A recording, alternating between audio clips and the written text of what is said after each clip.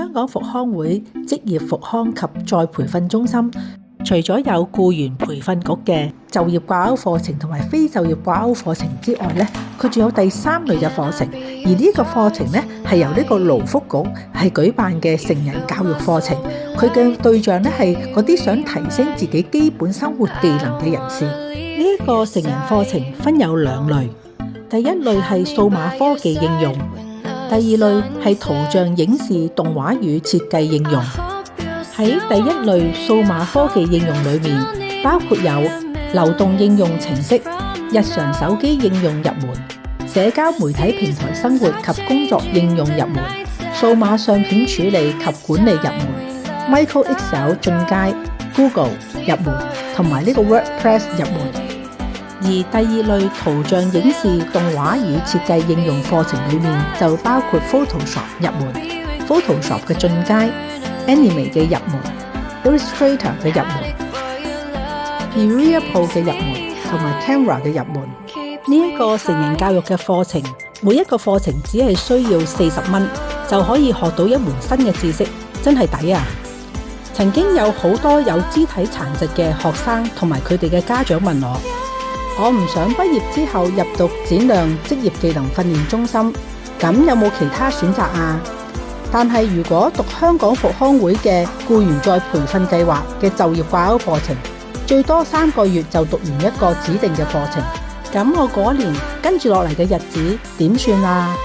唔使擔心，除咗有中心嘅社工幫你個仔或者女去配對工作，仲會幫佢哋做職場人際技巧訓練。你哋嘅仔女都可以繼續參加非就業掛鈎課程同成人教育嘅課程，仲有可以參加佢哋嘅輔助就業計劃。所以喺復康會讀再培訓課程，1年嘅學習生活都可以非常之充實。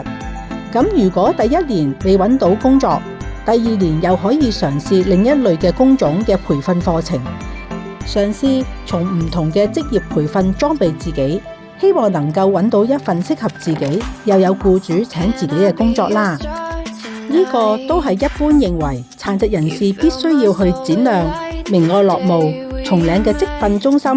嘅另一類選擇。我都有唔少學生揀選呢條路㗎，你都嚟試下啦。佢哋嘅職業跟進服務做得非常之好㗎。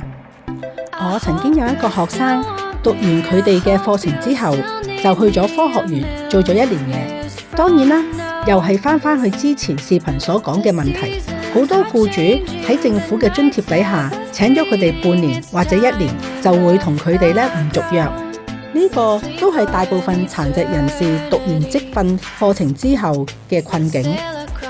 但係有一點大家唔好唔記得，香港復康會嘅職業復康及再培訓中心，佢哋主要嘅服務對象係肢體殘疾人士，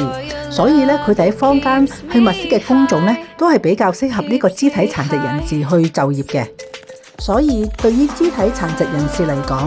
呢個嘅復康會嘅職業復康及再培訓中心，比展亮同埋明愛樂務無論係課程同埋工種都係更加適合呢個肢體殘疾人士嘅。